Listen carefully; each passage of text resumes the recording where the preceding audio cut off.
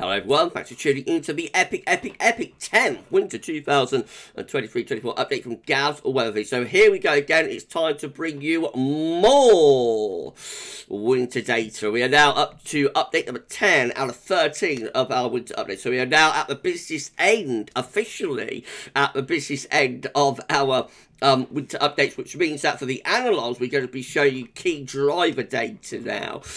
So on this update, we're going to show you analogues for the easterly phase of the QBO. So strong, mature easterly QBO winters, that be what we're featuring for the analog side of this update. And of course, we're going to show you everything else that we always include within our winter updates too. So unique content at GavsWeatherVids. Sit back, relax, enjoy. I shall talk you through the 10th winter update in a moment. Just say about the first video release today was 6 AM UK weather forecast. We've also got a live stream going at 6 PM where we'll discuss this 10th winter update, do a 10 to 14 there within that live stream, and also of course we will have long range with that as well. And then at just after that, straight after that, I mean literally within 30 seconds or something, the second installment of the Christmas countdown will be released. So you know, big day, epic day of content, and say please like, share, subscribe on all today's videos and live streams, etc. Thank you so much for doing that. Thank you so much to Richard for our amazing winter updates again. Thank you so much, Rich. I love it. It's one of the best you've ever done, my friend. Thank you so much. Incredible. Of course, we've now named both the fox and the deer. So it's Pablo the fox, named by B. Hi, B. Hope you're having a lovely day. Lovely B. And also the deer as well. So that is Woody. It's Woody the deer, named by my good friend David Cook. So hello to David as well. I hope you're enjoying our winter updates this year, my friend. And thank you so much to Richard. Thank you to Shryan as well. So Richard Short, Shryan Bruin, as ever, working hard. Hashtag Team Gab coming through for GavsWeatherVids for another winter update. Thank you so much, both. And with that said, and talking of Rich, our king of swing, I reckon we're going to start our 10th winter update, and we are going to, first of all, be looking at the swingometer. So after 9 updates and 2 seasonal rounders, so up to the end of last week's update number 9, this is how we're looking in terms of our winter updates, whether we are favouring a milder or a colder than average winter. And there it is, everybody. Swing back now to only 60% chance of mild, or I will destroy you for Halloween. So we have had a swing from mild to cold of 3% as of the end of last week's 9th update. We are, however, still favouring a mild average winter by 60% to 40%. So we have got a strong, we are strongly favouring a milder than average winter based on our methodology within the winter updates. But that is a 3% swing from mild to cold after last week's epic 9th winter update.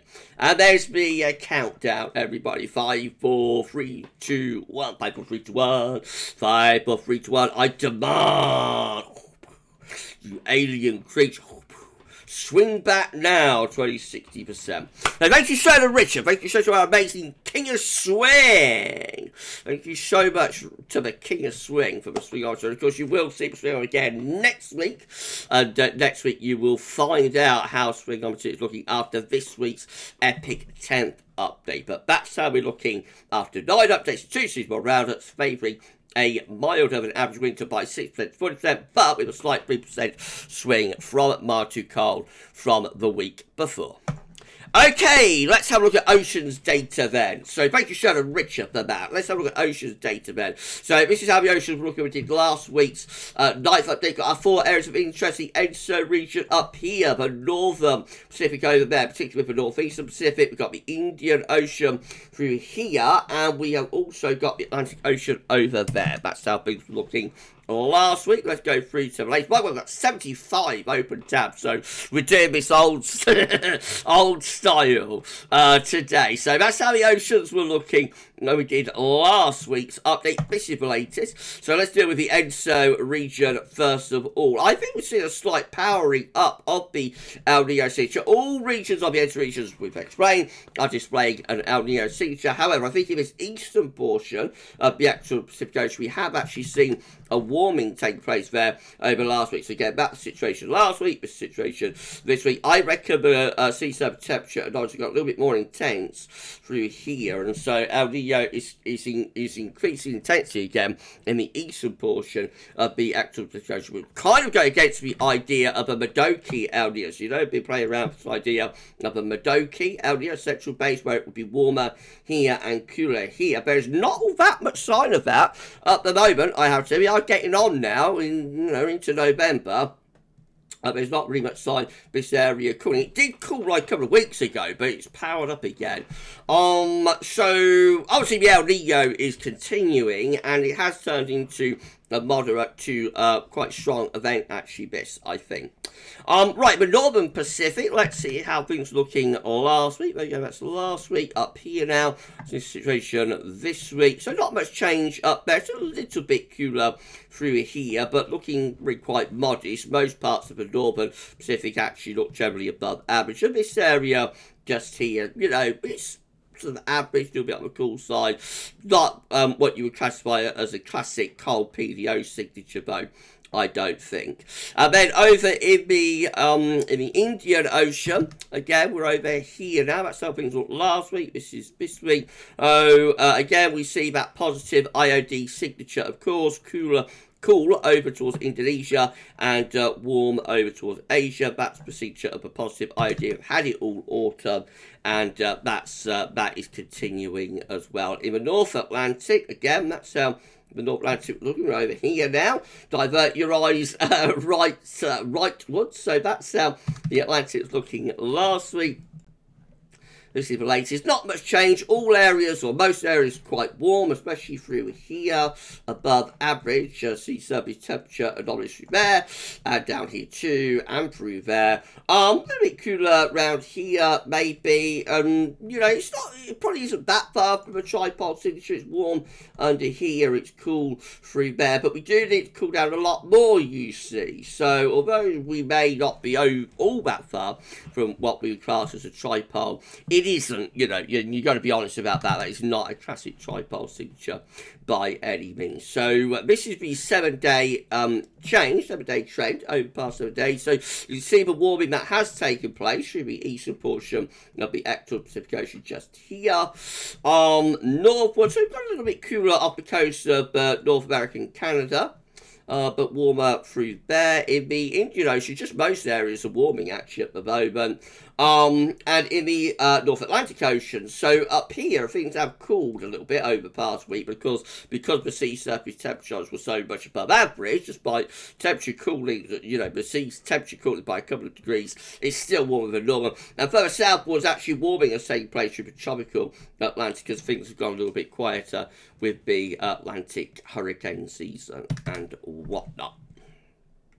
In terms of El Nino, so this is how the daily temperature anomalies are looking from tropicaltidbits.com. So you can see we have reached like borderline moderate strong levels now. We're up to around 1.5 degrees above average, although the last couple of days it ticked out a little bit in the region, 3.4, which is the central portion of the actual Pacific Ocean. But basically about 1.5 degrees above normal, which is moderate to borderline strong El Nino levels for region 1 and 2.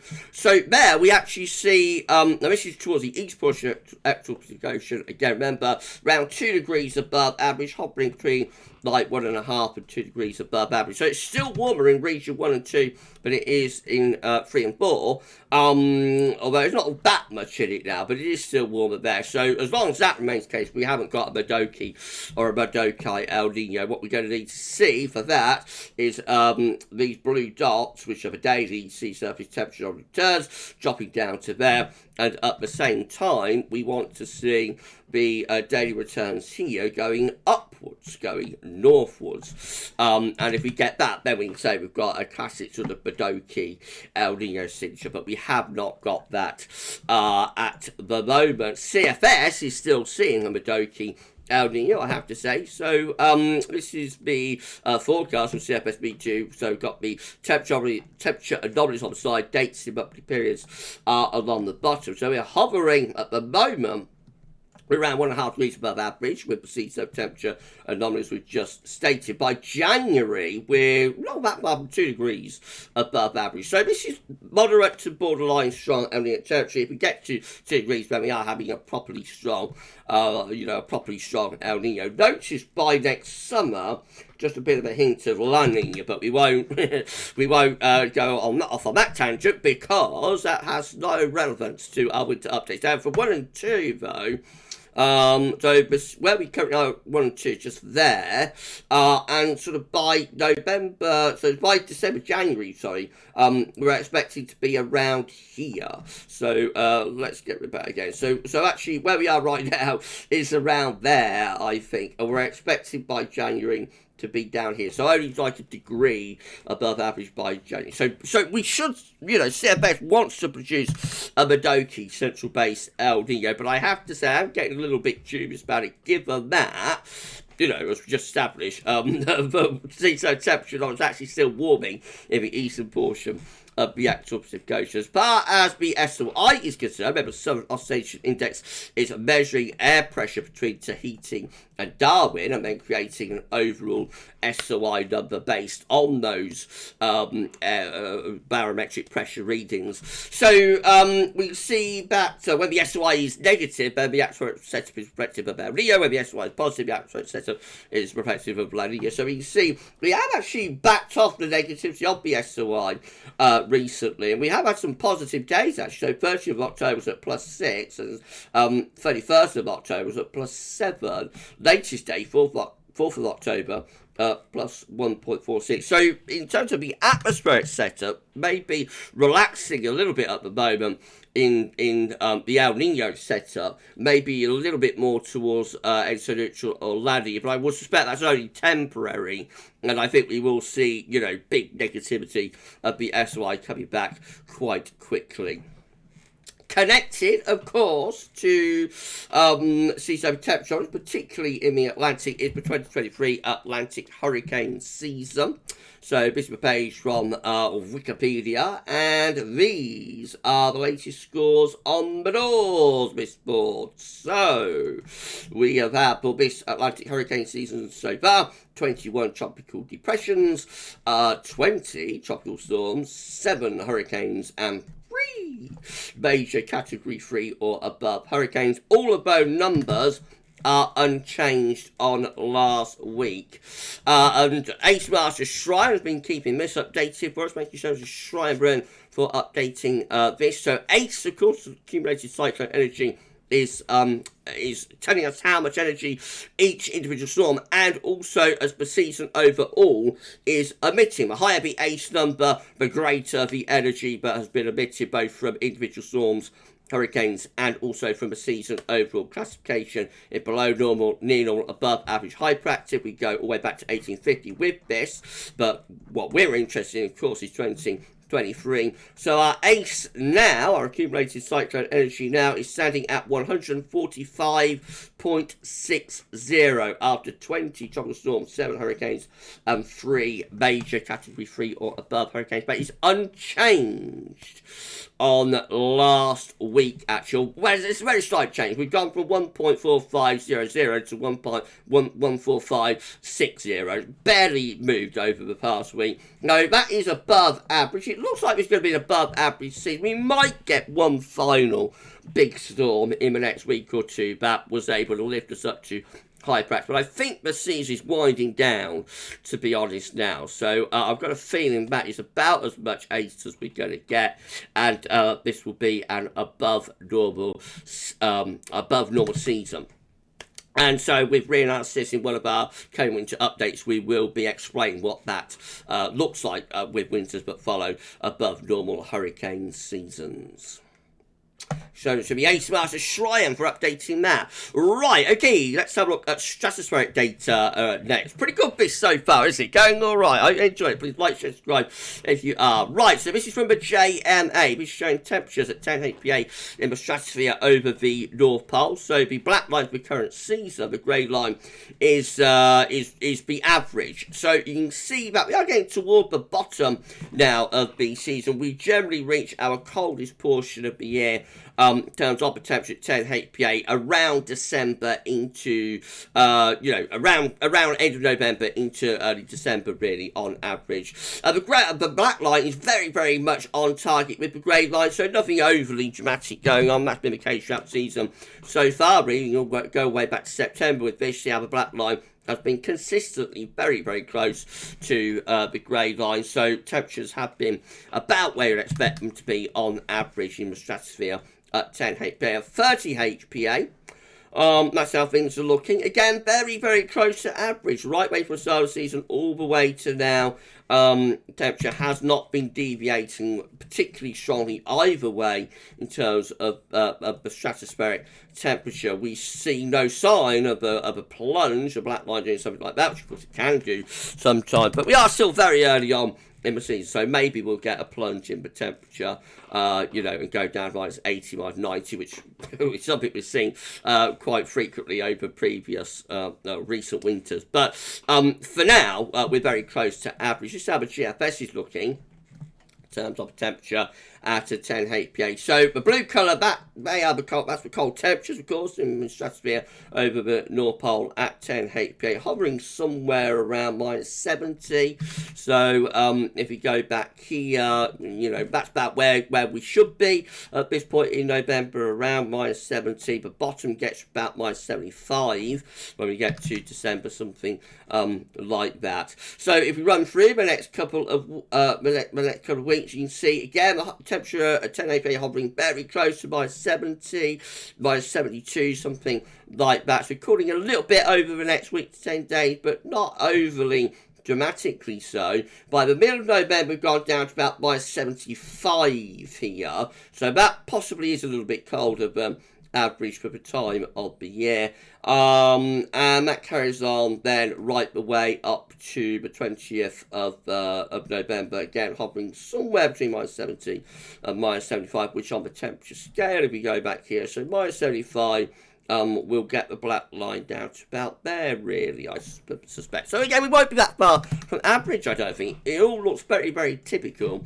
I have to say, in terms of the temperature at 10 HPA. That's the polar vortex at its root. So another way of looking at the polar vortex, boat, is through the zonal winds. So we look at the polar vortex two ways, really. We look at it in terms of its roots in the stratosphere with the temperature, and then we also look at the strength of the polar vortex through the mean zonal wind. And this is from the GWV. This is the forecast taking us in toward the middle part of December, actually. At the moment, the zonal wind is just here. So although the temperature isn't doing anything overly dramatic, we are actually a little bit stronger with this polar vortex at 10 HPA in the stratosphere.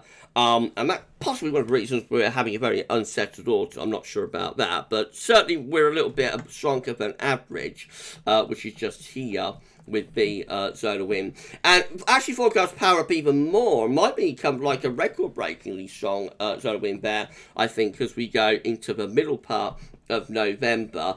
But consistently above average anyway. But then we see a weakening, which is quite interesting. We get to the end of November into December. Notice how this big blue line, which is a little bit hard to make out, that's the ensemble mean. Notice how that is beginning to reduce quite a bit as we go into the early part of December. So it looks like we're going to see the zonal wind weakening through the second half of November. So the zonal wind is strong now, going to get stronger in the next week or so the forecast prediction there is for the solar wind to then weaken through the latter stages of November and into December. Now, any of the lines that you see here underneath this zero line, they are the ensemble members that have forecast a reversal of solar winds. And we actually see a handful of those doing that into the early part of December. So it's not well supported that we'll get like a classic southern stratospheric warming split up a BB maybe, and like a reversal of solar winds. That's not overly well supported, but we do see that like we might get some sort of strat warming event, might not reach SSW levels, but we might get some sort of strat warming event that is enough to reduce and weaken the solar wind quite considerably through the early part of December, which is relatively unusual actually for December. Normally those sort of things take place later on in the winter. This is the temperature forecast for 10 HPA over the North Pole from the ECMWF. So remember, these are anomalies to average. So actually, let's get rid of that. So you can see, but at the moment, we are a little bit above average with the temperature anomaly on the Atlantic side and the Greenland side of the Arctic, but a little bit cooler than average over on the Pacific and Siberian side, or Asian side of the Arctic.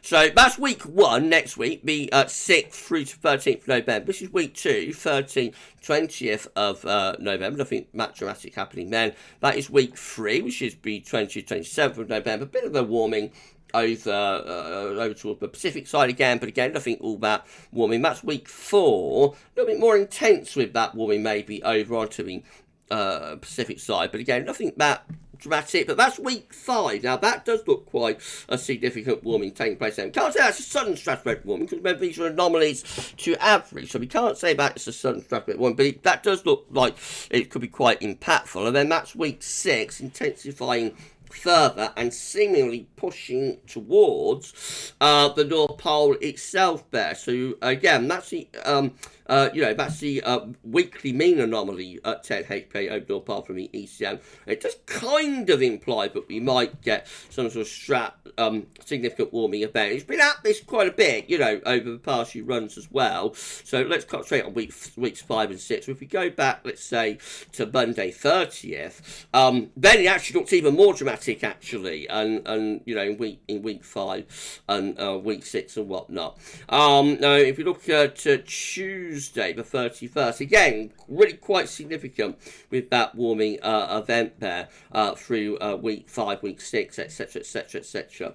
So actually it's not quite as strong with that at the moment, but it is still kind of implying that we might get some, quite significant warming event taking place in the stratosphere over 10 HPA, at 10 HPA over the North Pole through early December. It's early days on that, it's very early days, and that's sort of weeks 4, 5, and 6, particularly weeks 5 and 6. So I'm going to watch this space and just see how that pans out. But stratosphere-wise, things do look quite interesting there for the earlier part of winter. So that's quite unusual. Not unheard of, but it is quite unusual to get like a significant warming of the strat taking place in December. We'll see. Right, that's just forecast, remember, and it's an extended range as well. So let's wait and see how that plays out over the next few weeks. Right, okay. So I'll have a little break there, I think, and then when we return, we're going to have more data for you. So I shall see you in 2 seconds' time. Why don't you go and stretch your legs and, have a little cup of tea or something, a few biscuits, maybe a few nibbles, I don't know. And I'll see you with part 2 of this 10th winter update in a moment.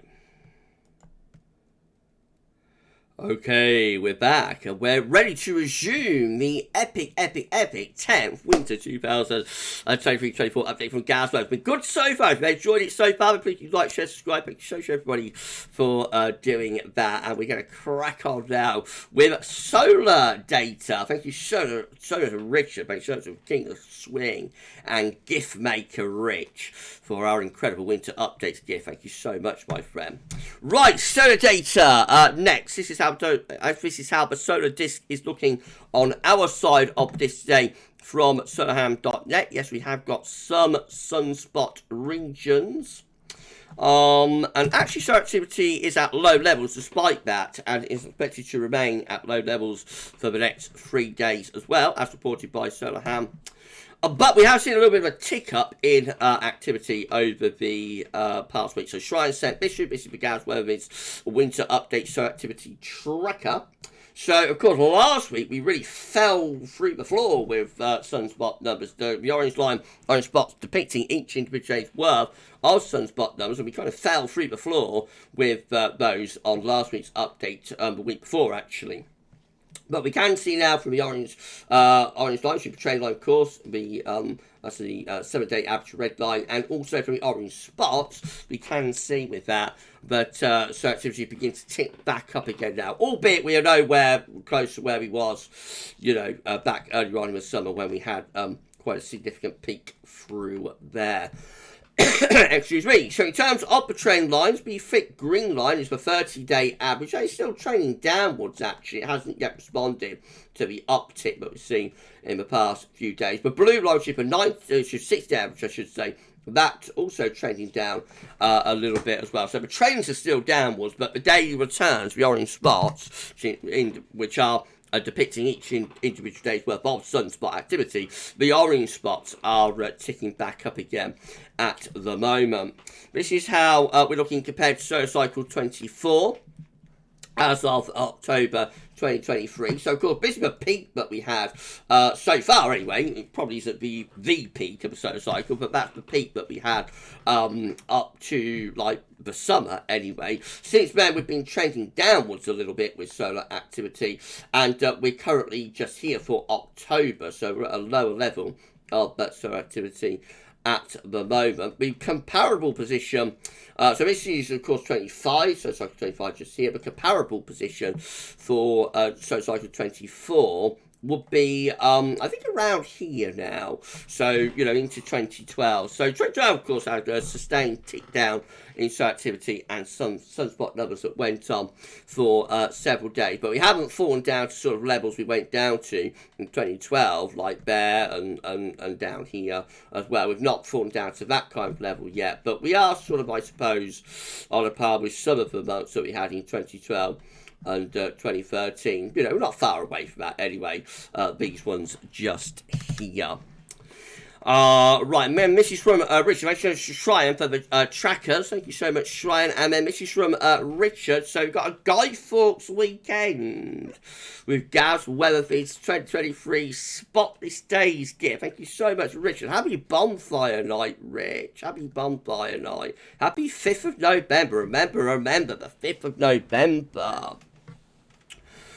I don't know, he tried to blow him up, didn't he, old guy? The guy, he tried to blow him up. I don't know, did he have a right idea? I don't think so. I'll get myself into trouble. No, anyway, thank you so much, Richard, for the Spotless Days gift. So, the current Spotless stretch for the current spot stretch is 0 days, given that every day, again, so far this year, has had sunspots. So for 2023, we're at 0 days, which is 0% of the year, of course, but have had but have been spotless. So every day this year has had sunspots. 2022 had 1 day that was spotless. That's less than 1% of the year. Go back to 2021 to find 64 days without sunspots, which was 18% of the year. And of course, our solar minimum year was 2019 with 281 days without sunspots. That was 77% of the year. The comparable year with solar cycle 24, is 2012. That also had 0 days without sunspots, despite, as we've just said, I just showed that in 2012, solar activity did reduce down from the peak that we had, the first peak that we had at the end of 2011. So the comparable year next year will be 2013, and that one also had 0 days without sunspots. So for a solar cycle perspective, the solar cycle comparable year for this solar cycles, actually 2012, 2013. But of course, that doesn't necessarily mean we'll have the same outcome by any means as we had in 2012 and winter 2012, 2013. Thank you so much to Shryan, and thank you so much to Rich for the solar data, and we'll keep you updated. Arctic oscillation observed and forecast next. So the black line shows where we've been with the Arctic oscillation, the red lines at the end where the GFS ensembles are forecasting the Arctic oscillation to go. So at the moment, we're actually negative with the AO. We have got blocking in terms of the Arctic. Remember, it's always the weather that's driving the index. So if you're negative with the AO, that's because you've got high pressure blocking over the Arctic and the North Pole. And if you're positive, it's because you've got low pressure over the Arctic and the North Pole. At the minute, we are actually negative with the AO, but the GFS ensembles are forecasting that the Arctic oscillation is going to go positive, and maybe quite strongly positive actually, as we get into the middle part of November. So that would be a signal for blocking to reduce over the Arctic and over the North Pole, and potentially to get some quite significant low pressure going. And that could be in response to what we talked about in the first section of this video with the zonal wind powering up. So the polar vortex is going to get stronger. That might be what's forcing the AO to go positive there. I think at the moment, and for the past few weeks, we've had a bit of a decoupling between the stratosphere and the troposphere. So in the stratosphere, the polar vortex through the zonal wind has been quite strong, but in the troposphere, we've actually seen a blocking signal. But I think that's on its way out, and as we go further on through November, it looks as though we're going to see the strat and the chop coupling, which means that polar vortex is going to be getting stronger. At the same time, the NAO has been in a prolonged negative phase. So the North Atlantic oscillation again, you see where it's been with the black line, and we see where the GFS ensembles are forecasting it to go. So currently we are negative still with the NAO, as we have been really since way back in the summer. Just have one brief period, well, it wasn't that brief, it's like 2 or 3 week period, end of August into the first half of September, where the NAO went positive. But other than that, we've been in a long-term negative phase of the NAO. But also, we are seeing the GFS ensembles forecasting the NAO to go positive. Not as positive as the AO, but still going into weekly positive territory there with the NAO. So with both of the indexes on the move, the AO and the NAO, that could well be a signal for a strengthening zonal flow and for westerlies to return. We'll have to wait and see about that, because we've been in westerlies anyway, but I mean like a classic sort of zonal Azores high, Icelandic low, southwesterly, I suppose is what I mean there. We'll see. Okay, QBO next. So the Quasi-Biennial-Oscillation is in its EC phase, as we've been explaining in our winter updates. So this is from NASA. You have to think of this as the boundary levels of the atmosphere. That's 10 HPA in the stratosphere. This is 30 to 50 HPA. That's the boundary level of the atmosphere that we call the troposphere. Now, this blue-green area is the current phase, EC phase of the QBO. You see how that has descended from the stratosphere into the troposphere over the past several months. So now, yes, we see that EC-QBO well and truly entrenched and ingrained into the troposphere, and so the winter 2023-24 will be an easterly QBO winter, most definitely, no question about that. The QBO, we look at it because it's basically telling us how strong the zonal winds are. When you're in a westerly phase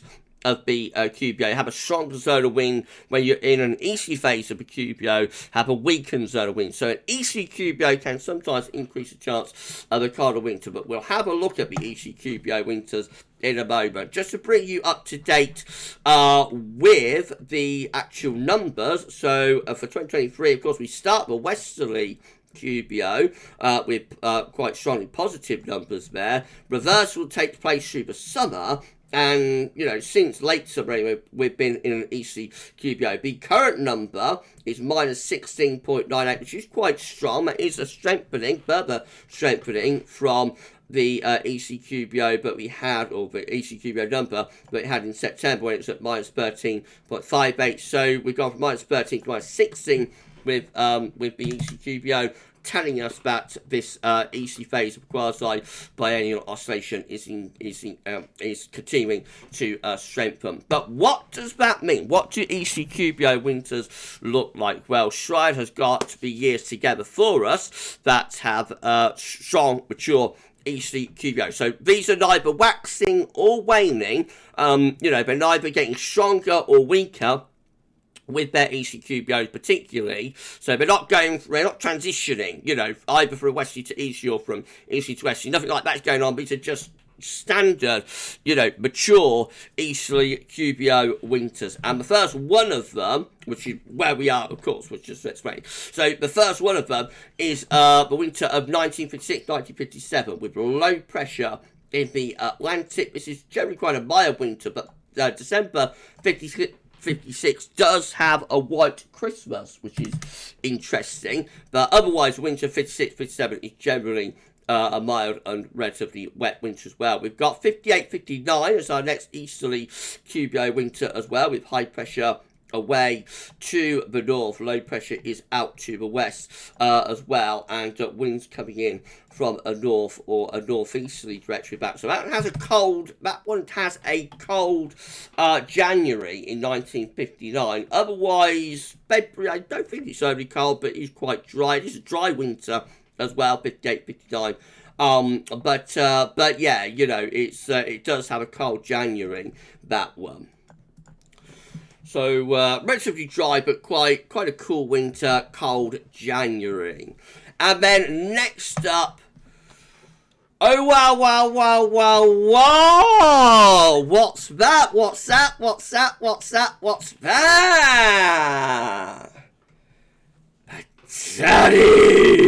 Daddy! It's my daddy! My daddy! Hold on. Glasses off, Gav. Glasses off.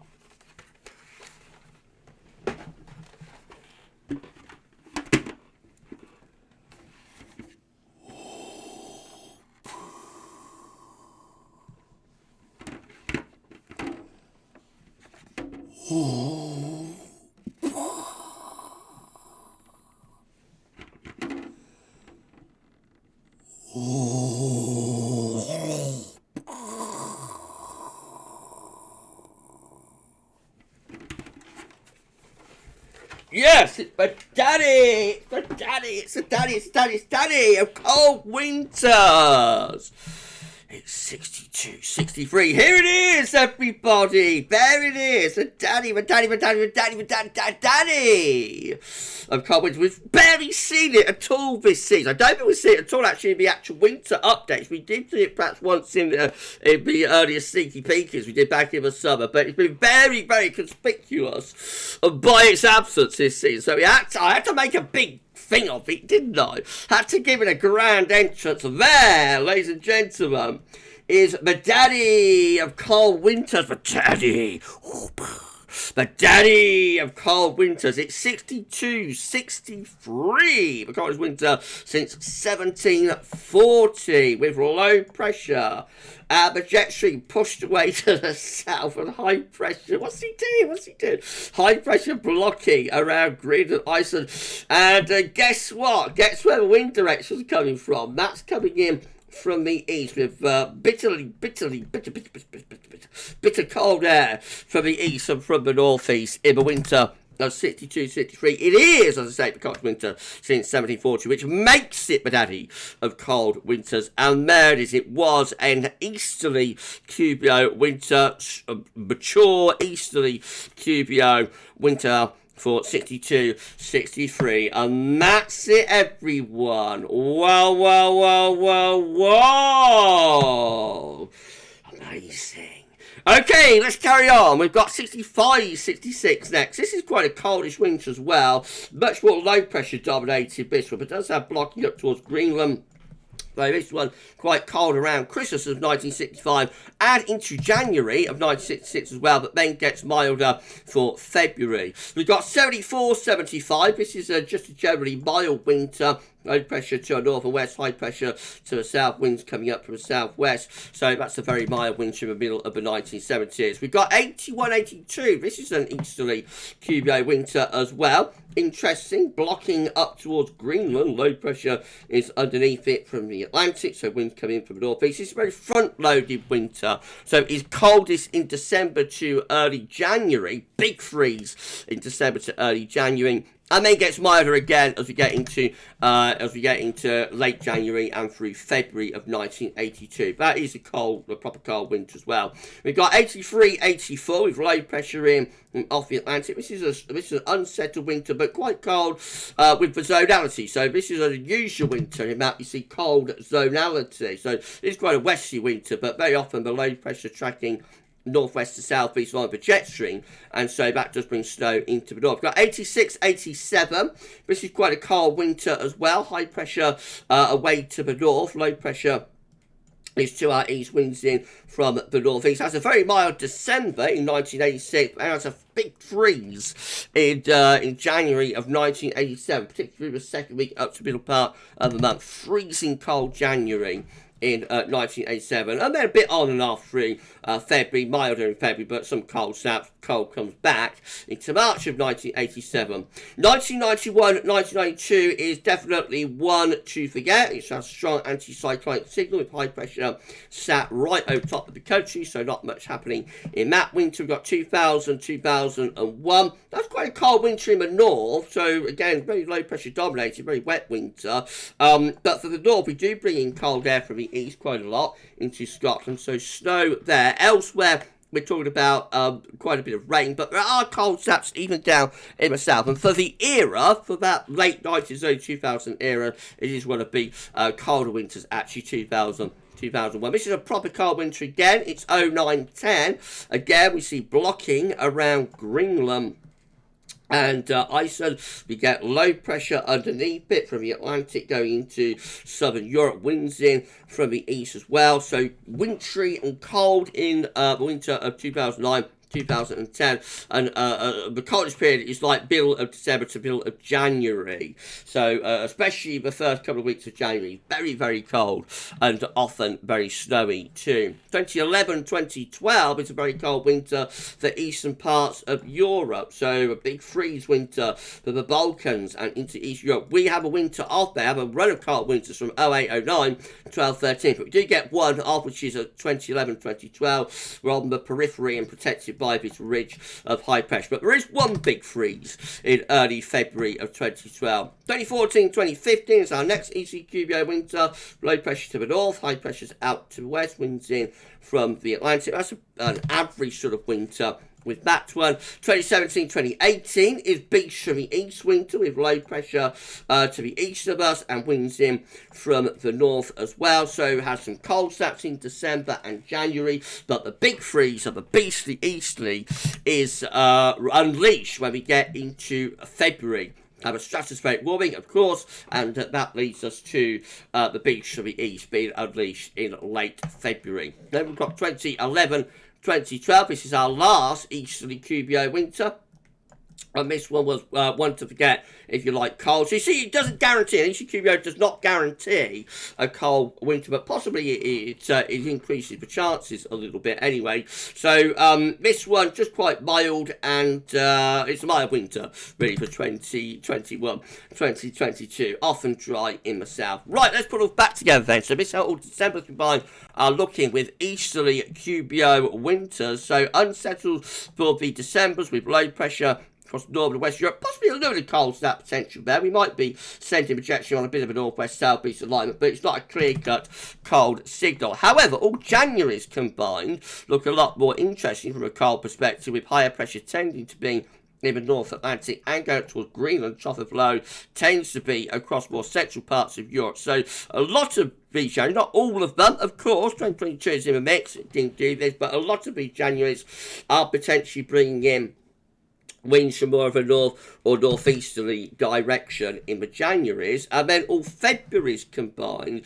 seems to favour more of a Scandinavian high type signature. It's a different route to getting cold, but potentially the Februaries can be quite cold as well, with winds in from the east. The complicating factor is all of this low pressure in the Atlantic, so you know that could override the Scandinavian high. But both January and February have a coldest signal there, really, with the position of the high pressure. And then all winters combined with an easterly QBO. Well, because December doesn't look overly interesting, we do get a little bit of high pressure towards Iceland. But you see the low pressure is tending a lot of the time to be to the south of us, to the east of us. So I think we do see a bit of a signal there that easterly QBO winters to favour a colder outcome. But it's not clear-cut. It's not guaranteed. There are, as you've just seen, several easterly QBO winters that were not cold.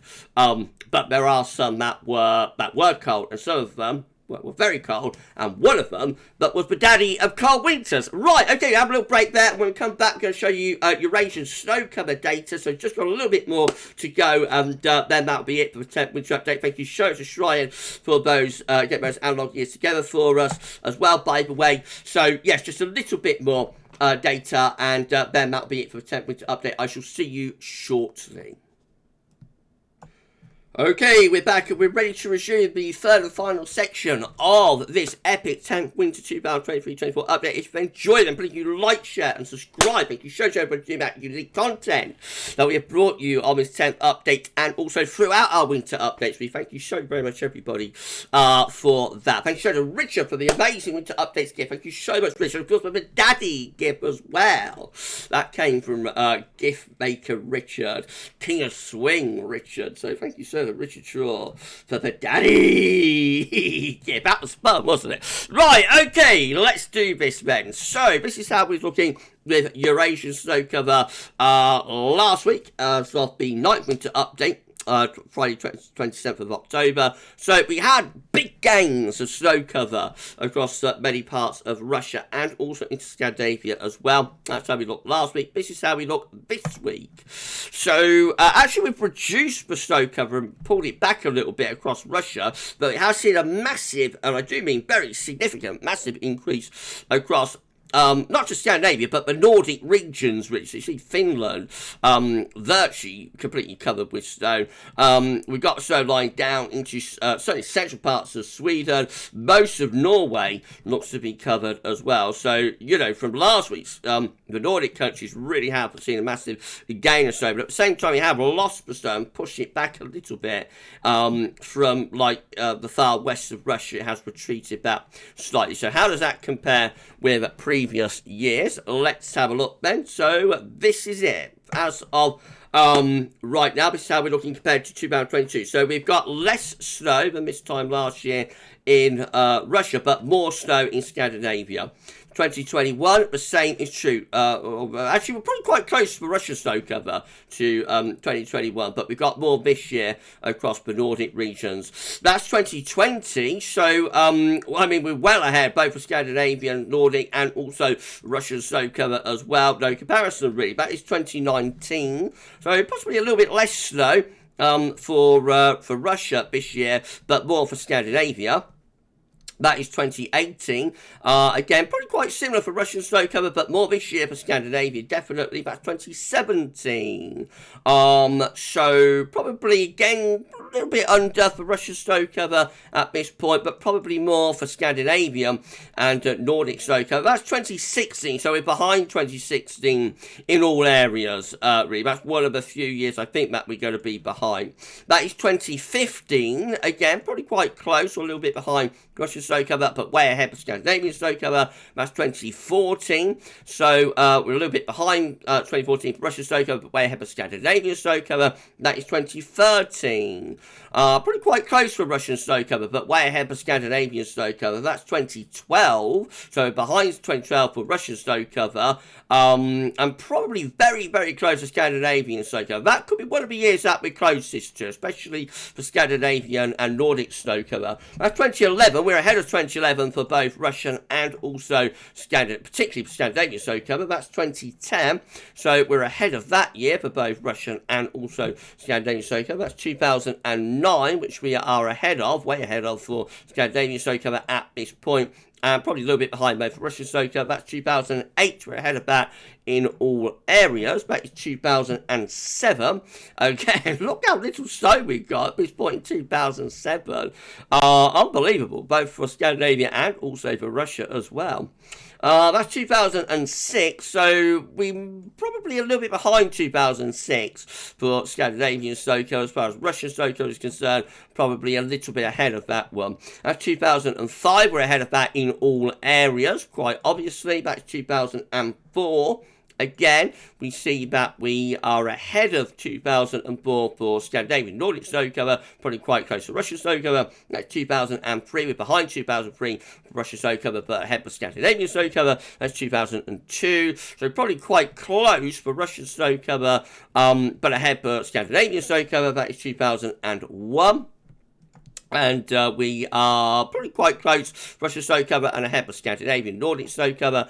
That is 2000. Again, I think we are ahead of that clearly for like Scandinavian Russian snow cover, and probably quite closely matched actually for Russian snow cover. And that is 1999. We're ahead of that in all areas. I think that is 1998. We are also ahead of that, particularly for Scandinavian Nordic snow cover, but also for Russian snow cover as well. So we're doing great. We're doing great for Scandinavian snow cover.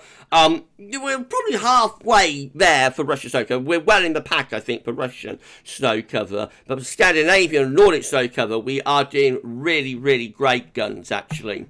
We won't compare again, that's the last time we'll do a comparison, but we will go back to 1966, so just keep in mind how it looked for Russian Scandinavian snow cover, and we'll whiz through these very quickly and then we're done. So this is how we compare to 1997. I think we're behind 1997 for Russian snow cover, but we are ahead of it for Scandinavian and Nordic snow cover. That's 1996. Probably quite closely matched to that one. That could be one of the years we're very close to, I think. We're behind 1995 for Russian snow cover. We got so all the way into some parts of France, some parts of Germany there at this point in 1995. Probably perhaps a little bit ahead or quite close for Scandinavian snow cover. That is 1994. We're behind that year for Russian snow cover, but ahead for Scandinavian snow cover. That's 1993. So we're behind that year for Russian snow cover, but ahead for Scandinavian snow cover. That's 1992. We're probably quite close to that for Russian snow cover, probably a bit behind, but we're ahead for Scandinavian snow cover. That's 1991. We're ahead of that for both Russian and Scandinavian snow cover. I think that's 1990. Clearly ahead of that for Scandinavian and Nordic snow cover, probably quite close for Russian snow cover. That is 1989. That could be one of the years we're closer to, but we're ahead of it for Scandinavian snow cover though. That's 1988, so we're behind this point in 1988 for Russian snow cover, but ahead for Scandinavian Nordic snow cover. 1987, probably behind that for Russian snow cover, but ahead for Scandinavian snow cover. 1986, again, probably behind that for Russian snow cover, but ahead for Scandinavian snow cover. 1985, way ahead for Scandinavian Nordic snow cover, but a little bit behind for Russian snow cover. 1984. Again, well ahead for Scandinavian Nordic snow cover, probably a bit behind for Russian snow cover. 1983, could be quite close to Russian snow cover, but we're ahead for Scandinavian snow cover again. About 1982, we're ahead of for Scandinavian Nordic snow cover, but probably quite close for Russian snow cover. 1981, we are ahead of that for both Russian and Scandinavian snow cover. I think 1980, we're behind that for Russian snow cover, probably quite close for Scandinavian snow cover, could be a little bit ahead. 1979, we're ahead of that for Russian and particularly Scandinavian snow cover. 1978, probably a bit behind that one for Russian snow cover, could be quite close for Scandinavian snow cover. 1977, I think with that one, we're a bit behind for Russian snow cover, but ahead for Scandinavian snow cover, Nordic snow cover as well. 1976, probably quite close for Scandinavian Nordic snow cover, but behind for Russian snow cover. 1975, well ahead for Scandinavian Nordic snow cover, but for Russian snow cover, cover, probably a little bit behind that. 1974, probably quite close to Russian snow cover, and maybe a little bit ahead though this year for Scandinavian Nordic snow cover. 1973, we're behind that for Russian snow cover, probably quite close for Scandinavian snow cover. 1972, please let me know in the comments which years you think we're closest to here. Thank you so much, everybody. We're near the end now. 1972, we're behind that year for Russian and Scandinavian snow cover. 1971, we're behind that for Russian snow cover, but ahead of Scandinavian snow cover. 1970, we're behind that for Russian snow cover. Probably a little bit ahead though for Scandinavian snow cover, or equally matched. 1969, we're behind that for Russian snow cover, but probably quite close for Scandinavian and Nordic snow cover. 1968, probably quite close. That could be one of the years we're quite close to for both Russian and also Scandinavian snow cover. 1967, I think with that one, we're probably a bit ahead of that for Russian snow cover and also Scandinavian snow cover. And for 1966, I think we are probably a little bit behind for Russian snow cover, but ahead for Scandinavian and Nordic snow cover. There we go, everybody. We are done with the 10th Winter 2023-24 update. Epic. I hope you enjoyed it. If you have, can you like, share, subscribe? Please let me know in the comments which years you think we're closest to for snow cover. I think the upshot is that we're probably right in the middle of the pack for Russian snow cover, but for Scandinavian snow cover, I suspect we are leading. You know, we're one of the leading years there for a lot of those, against a lot of those years for Scandinavian and Nordic snow cover. But please let me know in the comments which years you think we're closest to. Right, that brings to an end the epic 10th Winter 2023-24 update. Not quite as long as last week, but still an epic, so I hope you've enjoyed it. It's unique content brought to you via GavsWeatherVids. Please tell your friends and family about the work we're doing here at GavsWeatherVids, bringing you these updates every week, going so in depth, more in depth than anybody else goes online. So thank you so much for watching. Thank you so much to Richard for the gifts and for help in the updates. Thank you so much to Shrine as well. So hashtag Team Gav did a fantastic job. We'll be live at 6 p.m. and with that one, we're going to be discussing this 10th Winter update. We'll do a 10-14 day and we'll show you some long range as well. Don't forget the second installment of Christmas Countdown straight after the live stream. It's an epic day of content at GavsWeatherVids today. And with that said, I'm going to end it there. You will find out at the beginning of next week's 11th update whether this has affected the swingometer, and if it has, in what direction, either cold to mild or mild to cold. You'll find out at the beginning of next week's update. For this one, though, that's all for now. And thanks for watching. See you later.